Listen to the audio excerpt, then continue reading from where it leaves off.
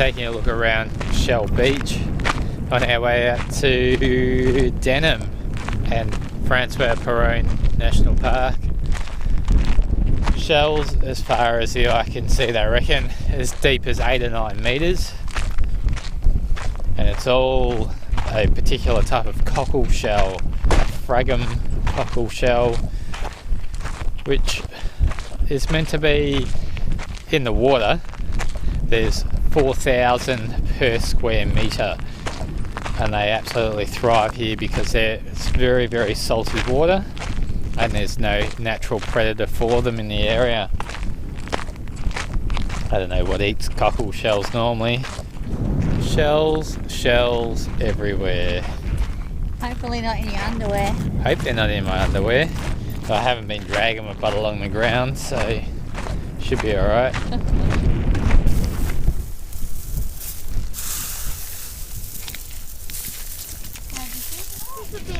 Is this not shelly enough for you? I don't know. It's not soft shell either. So it's super salty here. Twice as salty as regular seawater, they say. Really, should I try it? No, just try it. Yeah, have a taste. I would. The reason being that there is a seagrass bank out here in the water a bit further Why out, is that coming out? and there's very low rainfall in the area and pretty much no fresh water flowing in from creeks or rivers, which means high evaporation, more seawater comes in, the seagrass stops the tide from dragging the water back out, so it just keeps on more salt water coming in, and just gets saltier and saltier, which apparently these cockles love. Just picking up the cockles, my hand feels really salty, so I think I'll pass on a swim here. Look at those two little minions. It's not even salty. I've tasted saltier. Same. When we've been snorkeling. Same. Back in the car we go. Next stop is, I think, going to be the hot tub out at Peron Homestead. Looking forward to it. A bit of a dip in a hot tub sounds good to me.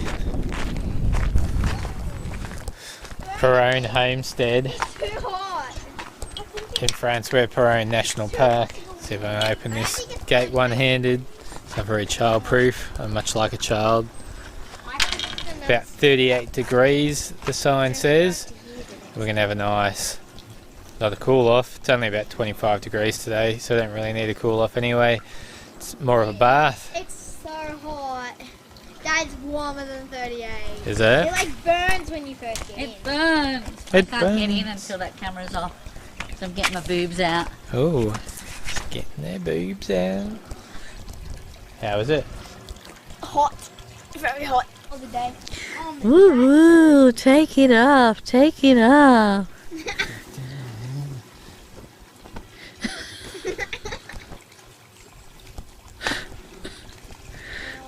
Is there a seat that goes all the way around? Yep, so there's this. Oh, that's definitely hotter than 38 degrees. I know. It burns. I can hardly even get in there. I know. That's warm, that's hot. It's too hot to handle. That's what I said. Too hot. Yeah, that's our song. Too hot to handle. I'm like, too hot to handle. Too hot, too hot. Wow. Is there another step down? The hot tub is hot. Mommy, I need my rashi. Do we have it? No. Beautiful. It'll burn me. Well, that's our dip in the hot tub at Peron Homestead. It was really Except for hot. Emily, she's going back in for another dip. Have a Now, wash. head out to camp at Big Lagoon, I think is where we're going to head out to. And then tomorrow we'll just explore the rest of the park. About an hour and a half or so, apparently, to get out to Cape Peron, and that's where we'll have to head out to hopefully see some stingrays or manta rays, turtles, Or dolphins, dugongs, What is it, dugong? all those kind of sea creatures up the northern end of the park. You want your t-shirt? Alright, we're head down, locked into four-wheel drive, and we're off.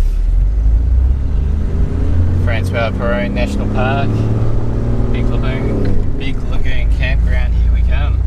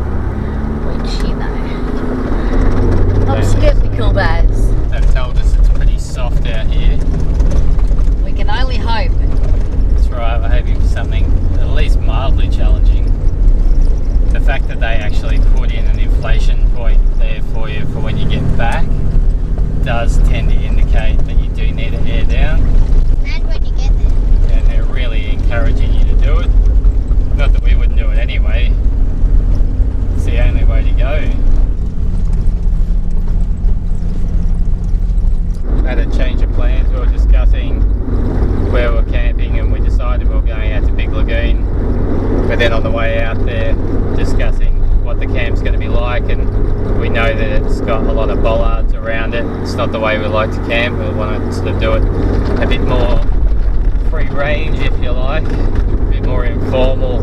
And I had actually seen on the information for Francois Peron that out at Herald Bight was meant to be more informal camping, so we decided to just head out there instead. We've definitely got something loose. I'll have to poke around. Something loose where? Underneath the car. Right. Something like that. That noise. Yeah.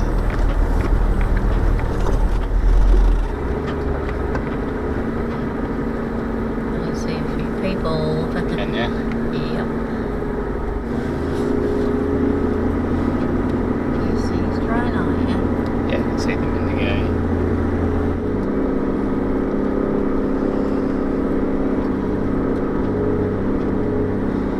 In here? Yeah, we could.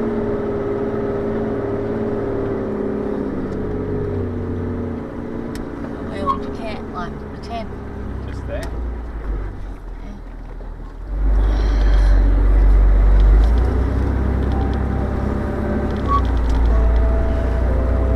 Nice and soft.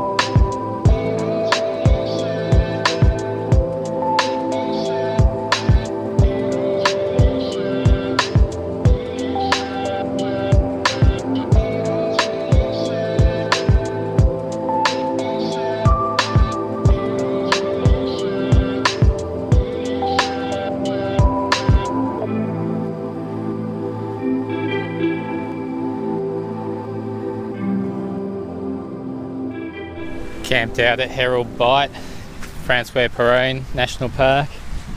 Beautiful little camp spot right on the water.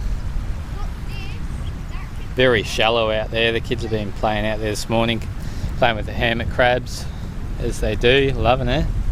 While I've been working on the car, I noticed on the way in last night there's a bit of a rattle going on, and I was thinking sway bar, exhaust, something like that. So had a quick look when we got back to camp last night, and there was a broken exhaust mount at the back of the car, which I thought, no worries, wire that up, but I'll make sure in the morning that there's not another mount gone, because it seemed odd that that mount had gone. So see if I can stick this under and have a bit of a look-see, show you what I've done to fix it. A bit of fencing wire up in there, so it's sheared off, broken that mount through. It's not pretty, but it'll hold it in place, takes most of the movement out of it. And I noticed that there was another exhaust mount up behind the muffler that was busted as well, so it's up in there if you can see it. So that's just your usual urethane type exhaust mount, and the urethane's carked it, and so I think because that one is broken and I didn't catch it soon enough, I've broken off the back one as well and actually sheared that mount. So that one will need welding at the back and just a replacement mount for the one near the muffler. But then checking that out and fixing that, well, better just give everything a go over and make sure it's all good. And I notice we've got a broken upper control arm on the back here, which is not great. You'll probably be able to see through between the exhaust and that panhard rod. You can see where that control arm should be meeting the ball, and it's sheared off. So that's no good, but it is a 5-link rear, 2 lower control arms, 2 upper control arms, and the panhard rod. So I think we'll be right for now. but I'll be needing to get that replaced as soon as possible. I've already hit it, the bolts with some WD-40 because of the original control arm, so those bolts I'm guessing won't have been undone in 20 years. So I'll have to get some penetration spray in there. Hopefully that'll loosen up those bolts, and then I'll be able to get it out myself and pick up a replacement from a wrecker's. And while I'm at it, I can get a replacement rear lens for the tail light, which I've super glued as many bits in as I could find, just so it doesn't look too much like there's a hole there. That happened up at Cape Leveque. One of the sand pegs flew out and just swung around and smashed into that lens and broke it. So I've been hunting around for one, hoping that come across like an Aboriginal community or something. They often have wrecking yards, and being an 80 series I thought it'd be pretty easy to find, but I haven't found anything so far. I'll keep an eye out, otherwise pick one up once we get down to Perth. So a few little bits and pieces that have gone wrong, mostly I think just to do with the corrugations in general, but going out to Steep Point and back, that was pretty corrugated especially, so I'd say that's where the exhaust is actually broken. Don't know about the control arm though, that could have been then, we could have been sporting that for a few days or more already, maybe weeks, who knows. Anyways, we're on to it now, checked everything else looks good, so I'm going to go for a bit of a run up to Cape Peron and have a bit of a look around up there, hopefully see some, I don't know, dolphins, turtles, manta rays, whales, sharks, who knows. It's meant to be good for viewing all that sort of stuff up there, and that'll give us about 50k round trip to just test out and make sure that my exhaust repairs are going to hold on alright, and that we're not getting any noise from that control arm too. It's going to be more worrying. So off we go for a bit of a test drive and see how we go. But anyway, beautiful camp, loving it. Just out at Skipjack Point, just about a k&a-half south of Cape Peron. It's meant to be a very nice lookout. You can see the beacon or lighthouse, not really a lighthouse, just a beacon, Shark Bay out here in front of us. We are camped pretty much directly in front of the camera, past that closest point. We can see the beacon here from our camp. We're just spotting down in the water there a shark. At least I think it's a shark. It's not bobbing up and down like a dolphin would.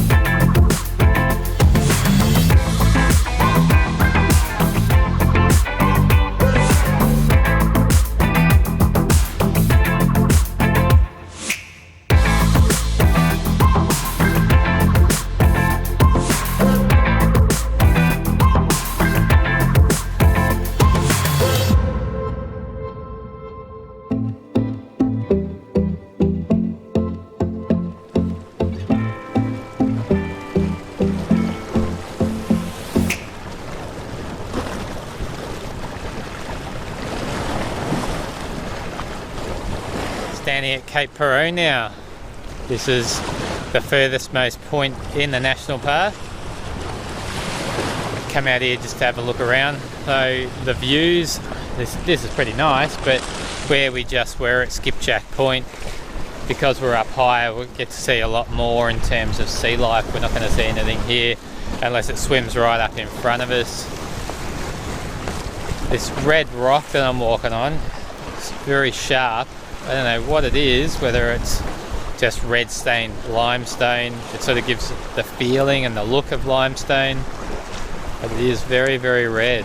You've got nice yellowy white sand around the point there. It does look quite nice, almost nice enough to jump in and go for a swim, but there is a strong rip here, so definitely no swimming.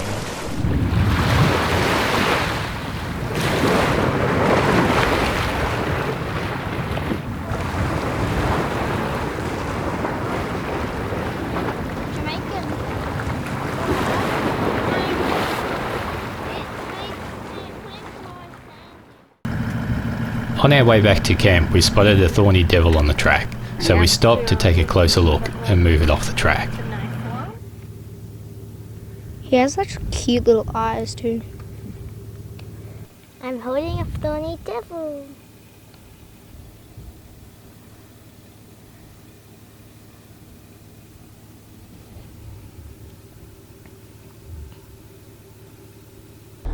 Alright, weather's gone pear-shaped on us. Done a pack up, and now we're leaving Herald Bight campsite and we're on our way to Kalbarri. Got to get off this beach, it's very windy. Not that that should make any difference. Had to pack up the tent in crazy wind. We had to brace it for ages so it wouldn't like bust up on us. We got woken by rain this morning at about 5 o'clock in the morning. We've been running the tent with the fly off, so we made a quick dash with the fly to throw that over, not even knowing what the time was, and it was pretty windy too, so had to spend a bit of time pegging it out, trying to blow over the tent. And then by the time we got it pegged, we realised it was not long before we were actually going to get up anyway.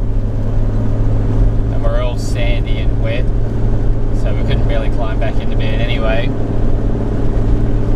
So we just stood there, sat on the edge of the bed for 20 minutes, working out how exactly we were going to attack it.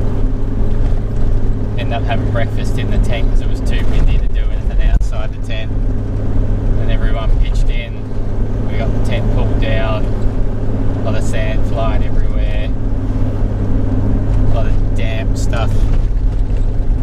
Got everything packed up and now we're on the road. Clouds looking pretty ominous, so it's a good thing that we're heading out today. Just got to baby the car a little bit though because of the broken control arm. It's all good fun. It's really good. What's that? Foam.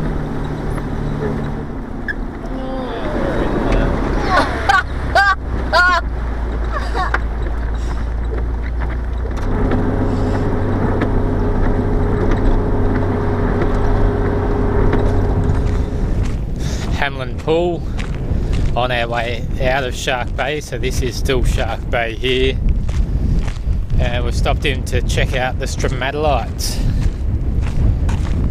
which they reckon is one of the oldest living organisms on Earth.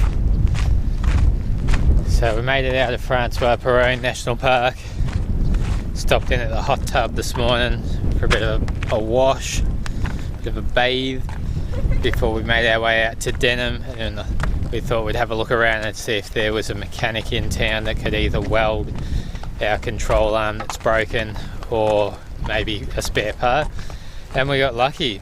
We found a mechanic that had an 80 series Land Cruiser sitting in his yard with the control arm that we needed, so I whipped it out there and I put it into our 80 series, gave him a bit of a hand, get it done a little bit quicker, and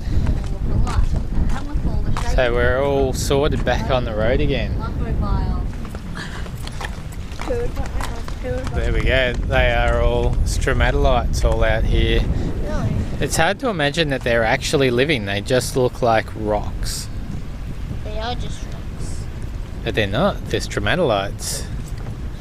So a a Saturday morning in the middle of nowhere, we managed to find the spare part we needed for the Land Cruiser and got it fitted, all at a reasonable price too, might I add.